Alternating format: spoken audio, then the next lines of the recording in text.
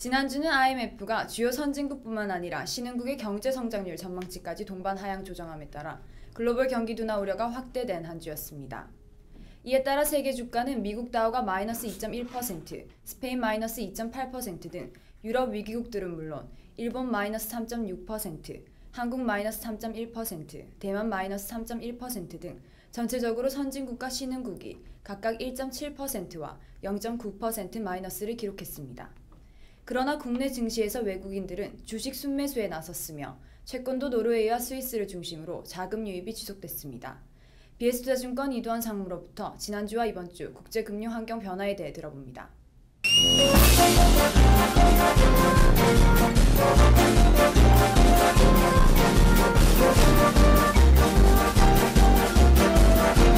여러분 안녕하십니까. BS투자증권 이두환입니다. 이번 주 주식시장은 기술적 반등 영역 구간으로 들어가는 것 같습니다. 지난주까지 4주 연속 주가가 하락한 것에 대한 반발 매수가 일어날 것으로 예상이 되기 때문입니다. 사실상 최근 주식시장의 약세의 가장 큰 원인은 경기 문제였습니다. IMF에서는 세계 경제 전망을 올해 또 내년 전망을 각각 0.2%포인트, 0.3%포인트 낮춘 올해 같은 경우 약 3.3%, 내년은 3.6% 전망으로 지난번 전망했던 것보다 좀 낮췄습니다. 그 이후부터 전 세계 주식시장이 경기 문제에 얽히면서 시장이 탄력을 잃고 좀 지지부진한 이런 흐름을 보였던 것입니다.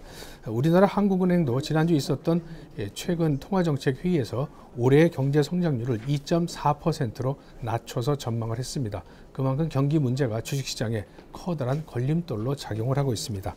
사실 미국의 고용지표는 상당히 호전이 됐습니다.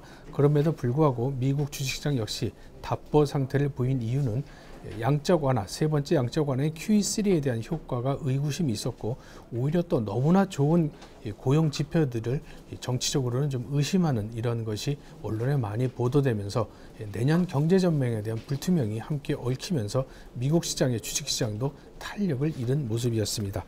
여당 또 이를 고용 지표를 발표한 정부 당국을 제외한 모든 야당과 또 정치권 그리고 언론 쪽에서는 고용 지표가 너무 좋아진 것을 의심을 하고 있습니다. 예를 들어서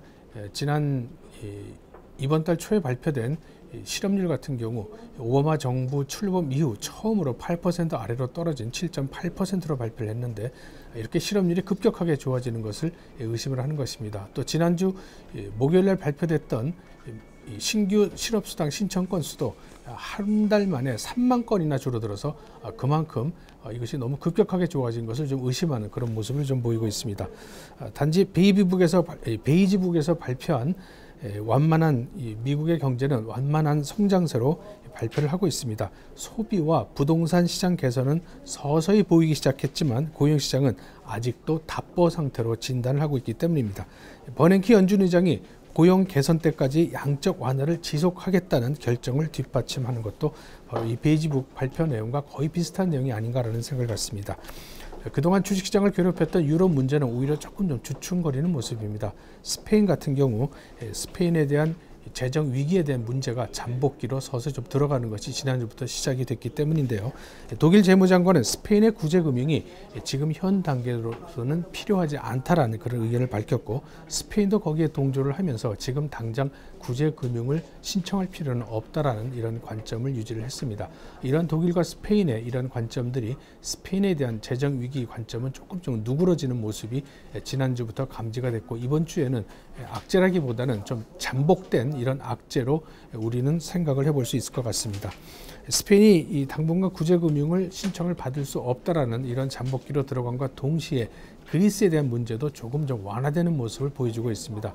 그동안 트로이카의 실사를 받은 그리스가 재정에 대한 재정 긴축 완화 시기를 2014년까지 종료를 해야 되는데 이걸 2016년까지 좀 완화시켜달라는 요구를 했습니다. 현재 트로이카 실사 이후에 또 독일을 중심으로 한 이런 나라들은 그리스의 요구를 긍정적으로 검토하는 것으로 알려지면서 그리스에 대한 부담도 주식시장에서는 조금 완화되는 것이 이번 주에 예상이 되고 있습니다. 스페인은 또 그리스에 대한 문제가 주식시장에 그동안 영향을 주어왔고 이번 주에도 잠복기로 들어갔을 뿐 또 언제 터질지 모르는 부담감이 있는 것은 사실입니다만은 역시 가장 큰 문제는 내년도 경기 전망이 불투명하다는 그런 점이라고 보여질 수 있습니다.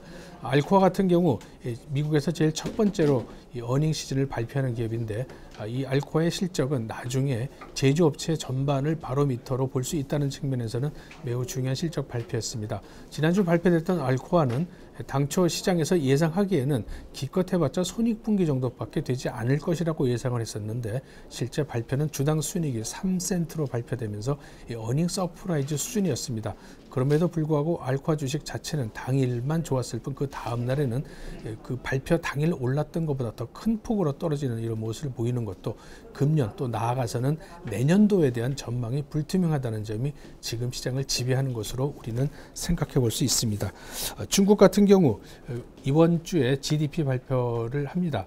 예상은 약 7.4% 내지는 7.5%로 3분기 GDP를 발표를 하겠습니다만은 지난 분기, 2분기 GDP 발표할 당시에 7.6%에서 좀 낮아지는 모습입니다.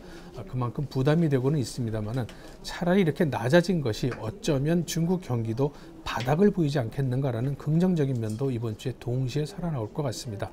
이런 측면을 다 같이 살펴서 요약을 해보면은 유럽에 대한 이런 재정 위기 문제가 좀 누그러진다는 점, 하지만 경기 전망이 상당히 어둡기 때문에 상승에 대한 제한으로 작용하고 있다는 점, 그리고 이번 주 발표되는 중국의 GDP, 그리고 18일과 19일 양일간 있을 유럽 정상회담들에서 이런 유럽 위기에 대한 이런 산뜻한 이런 해결책이 좀 나올 수 있다는 기대감도 우리는 살펴볼 수 있지 않을까라는 것이 이번 주 시장을 지배하는 것으로 보여집니다.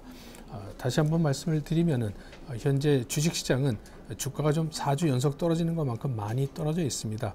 그래서 기술적 반등을 도모할 수 있는 이런 시점이 다가왔고, 또 이번 주에 발표되는 미국의 소비자 심리 지표 같은 경우 긍정적으로 발표되면서 이러한 기술적 반등과 미국의 나아진 경기 지표가 만나면서 시장은 조금은 안정을 찾을 수 있는 국면이 바로 이번 주라고 전망을 할 수 있겠습니다. 저는 지금까지 BS투자증권 이두원이었습니다. 이번 주는 오는 28일부터 이틀간 열리는 EU 정상회의 결과에 관심이 모아지고 있습니다.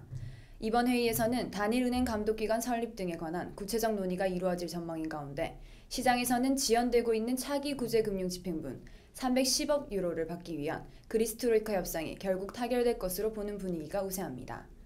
이 밖에 이번 주 홍콩 상하이은행이 발표하는 중국의 10월 PMI 제조업지수 잠정치가 국제금융 환경에 영향을 미칠 것으로 예상됩니다.